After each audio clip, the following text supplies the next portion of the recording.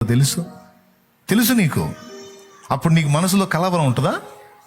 కలవరం ఉంటుందా? ఏముంటుంది?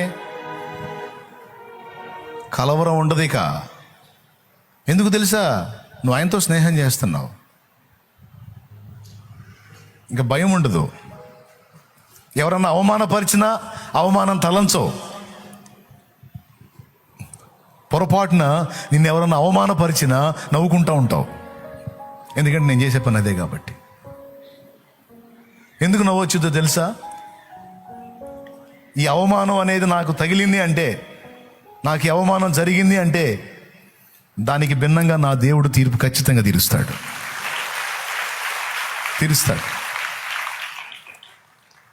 నాకేదో గొప్ప కార్యం జరగబోతుంది, అందుకే నాకు ఈ అవమానం ఎదురైంది అనే ఆనందపడతాను. కానీ కూర్చొని నాకు అవమానం జరిగిందో అని ఏడిచేది లేదు. ఎందుకంటే ఆయన ఏందో తెలుసు నాకు. నవ్వుకుంటా, ఆహా నన్ను ఇట్లా చేశారు కాబట్టి మీకు బ్యాండ్ మేళం మోగిద్ది, ఖచ్చితంగా మీకు జరిగే న్యాయం జరిగిద్ది, చూదురు కానిగా అని నవ్వుకొని పక్కకు వస్తా. ఎందుకంటే ఆయన తెలుసు నాకు కాస్త కూస్తో. ఆయన తెలుసు, ఆయన కదలికలు తెలుసు. నాకు అవమానం జరిగిన చోట నాకు ఏం చేశాడో తెలుసు. నన్ను అవమానపరిచిన వాళ్ళకి ఏం జరిగిందో కూడా నాకు తెలుసు. మరి ఇప్పుడు కాదు, 22 ఏళ్ళు కదా. కొత్తగా జాయిన్ అయిన అడిగితే అది వేరే సంగతి, కానీ 22 ఏళ్ళుగా మరి ఆయన తెలుసుగా. అందుకే కలవరం ఉండదు. అప్పులైనా, రోగాలైనా, అవమానమైనా, బాధలైనా, ఇరుకులైనా, ఇబ్బందులైనా చేసేదేముంది? అనుమతించిన వాడే తీసేస్తాడు. విశ్వాసం ఉంది. ఎలా వచ్చింది? స్నేహం. ఏమనుకుంటున్నావురా ఇప్పుడు? ఏమనుకుంటాను ప్రభా? ఇంకా వేరేది ఏమనుకుంటాను? నువ్వు ఉన్నావుగా.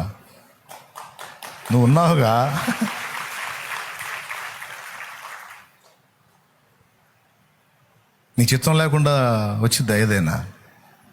నీ చిత్త ప్రకారం నువ్వు అనుమతిస్తే దాన్ని నువ్వే నా ఆశీర్వాదంగా మారుస్తావు కదా. నా కీడు కోరేవాడు అయితే కావు కదా.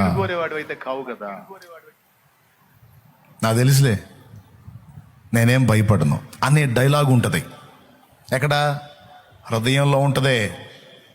ఆ నిశ్చయత అన్ని కలవరాల నుంచి మనల్ని విడిపించింది. ఎందుకంటే విశ్వాసం నా ప్రతికూలతలన్నిటి నుంచి నా దేవుడే నన్ను విడిపిస్తాడు. ఎందుకంటే నేను ఆయనతో నడుస్తున్నాను. ఆయన ఏందో నాకు తెలుసు. శనివారం సాయంత్రానికల్లా నేను అక్కడ ఉండాలి. ఏంటి? శనివారం సాయంత్రానికల్లా నేను అక్కడ ఉండాలి. ముల్లర్ గారు ఒకసారి అటు చూడండి.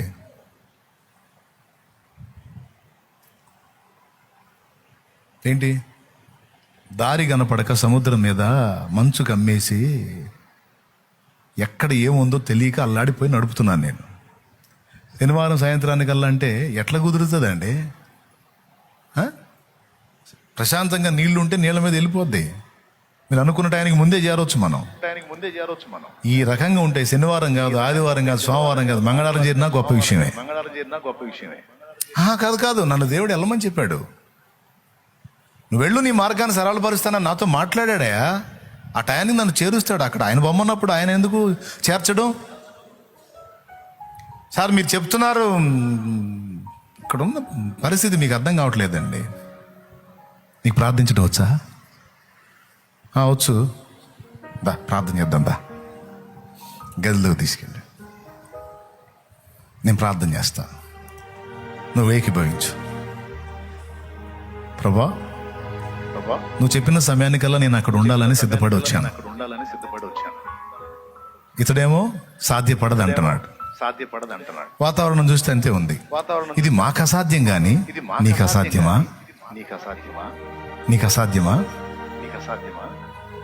నీకు సమస్తము సాధ్యమే. ఆ అడ్డుగా ఉన్న ఆ మంచును తొలగించి మాకు దారి చూపించు. నువ్వు చెప్పిన సమయాన్ని అక్కడికి వెళ్తాను.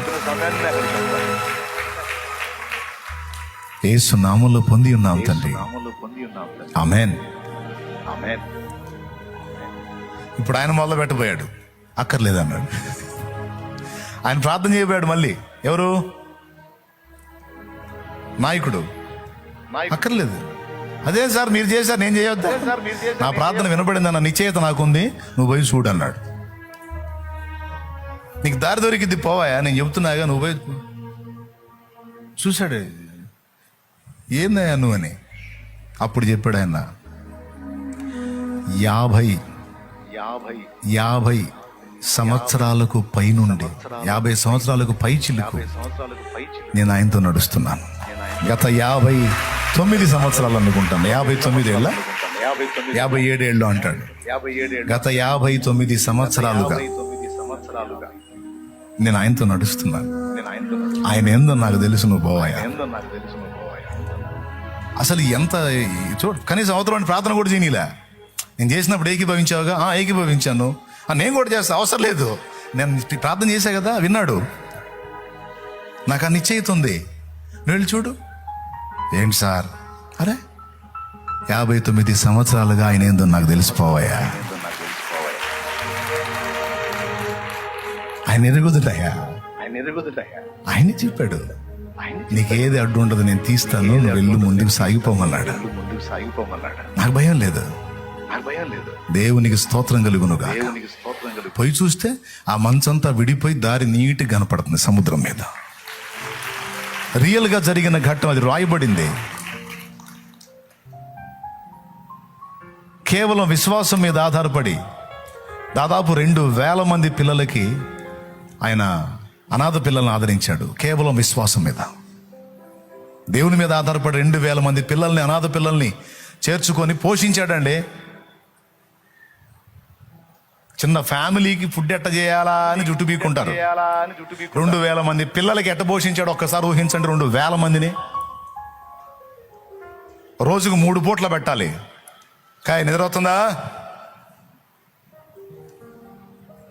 చాలే, పైకి లేచి నిలబడి. విశ్వాసం, దేవునితో నడిచిన విశ్వాసం, దేవుని స్వరం విన్న విశ్వాసం, దేవుని వెంబడించిన పాత్రల విశ్వాసం. అది అట్లుంటుంది విశ్వాస బలం. కృంగిపోరు, కుమిలిపోరు, దిగజారిపోరు, నీరు కారిపోరు. లేండి, జాలే లేండి.